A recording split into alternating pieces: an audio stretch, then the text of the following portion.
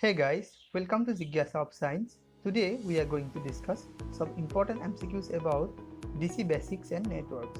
So without skipping, watch the video till the end.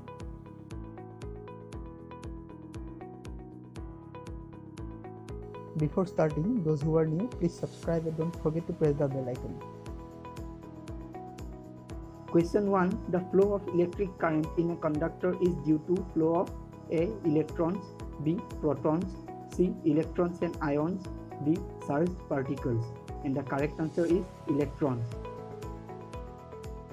Question 2. An electric current is the A. Random movement of electrons in a conductor, B. Movement of free electrons predominantly in one direction, C. Pressure difference between two poles, D. The power that causes drift of electrons. And the correct answer is movement of free electrons predominantly in one direction. Question 3. The condition of the validity of Ohm's law is that A. Temperature should be remain constant, B. Current should be proportional to voltage, C. Resistance must be wire one type, D. All of the above. The correct answer is temperature should remain constant. Question 4. For a fixed supply voltage, the current flowing through a conductor will increase when its A. Area of cross-section is reduced, B. Length is reduced, C. Length is increased, D. Length is increased and cross-sectional area is reduced. And the correct answer is length is reduced. Question 5. If the length of a wire resistance R is uniformly stressed to n times its original value, its new resistance is A. NR, B. R by N, C. N square R, D. R by N square. And the correct answer is N square R. Question 6. What happens to the resistance of a conductor if its length is increased 3 times and diameter is halved?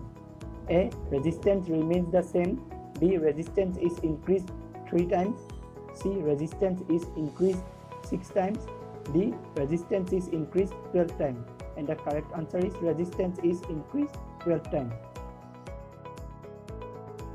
Question 7. The hot resistance of the filament of a bulb is higher than the cold resistance because the temperature coefficient of the filament is A. Negative, B. Infinite, C.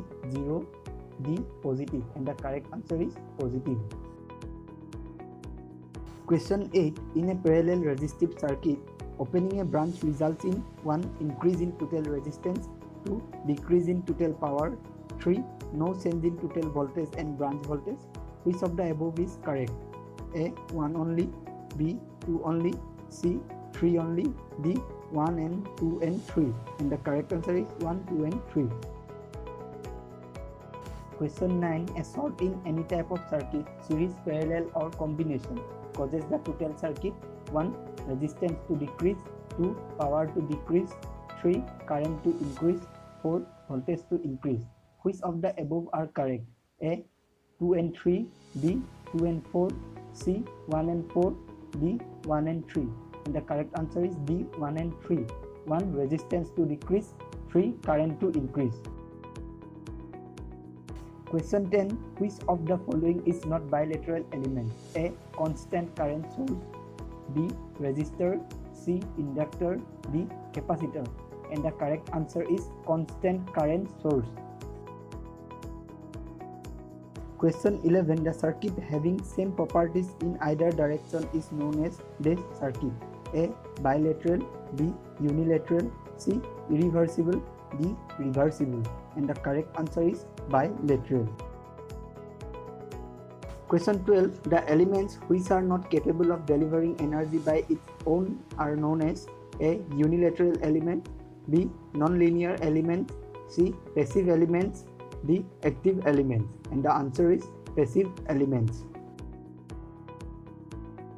Question 13. A network having one or more than one source of EMF is known as this network. A. Passive, B. Active, C. Linear, D. Non-linear. And the answer is active. Question 14. A circuit having neither any energy source nor EMF source is called the Day circuit. A. Unilateral, B. Bilateral, C. C. Passive, D. Active, and the answer is passive. Question 15. A network in which all the elements are physically separable is called a distributed network, B. lumped network, C. passive network, D. reactive network, and the answer is lumped network. Question 16. A switch-capacitor network is or are 1. time variant sample data network, 2. non-linear network, 3. linear time invariant network. A. 1 only, B. 2 only, C. 3 only, D. 1 and 2, and the correct answer is 1 and 2.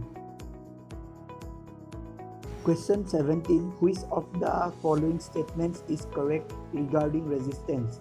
A. The resistance of a conductor is the hindrance by which the conductor opposes the flow of current through it. B. The resistance of wire is independent of the temperature for most of the materials. C. The resistance of a wire does not depend upon its material. D. None of the above, and the correct answer is the resistance of a conductor is the hindrance by which the conductor opposes the flow of current through it. Question 18. Which of the following statements associated with inductors is wrong? A. An inductor is a sort of short circuit to DC. B. An inductor is a sort of open circuit to DC. C. An inductor never dissipates energy but only stores it. D. A finite amount of energy can be stored in an inductor even if voltage across it is zero, such as when the current through it is constant. And the correct answer is an inductor is a sort of open circuit to DC. Question 19. Constant voltage source is A. active and bilateral, B. passive and bilateral, C. active and unilateral, D. passive and unilateral, and the correct answer is active and unilateral. Question 20. An ideal voltage source should have A. large EMF, B. small EMF, C. zero resistance, D. none of these, and the answer is zero resistance. And that is it for today. Thanks for watching. Check out the other videos also. Please subscribe and share the video with your friends. If you have any queries, please let me know in the comment section. Then I'll get back to you. See you till the next time. Bye.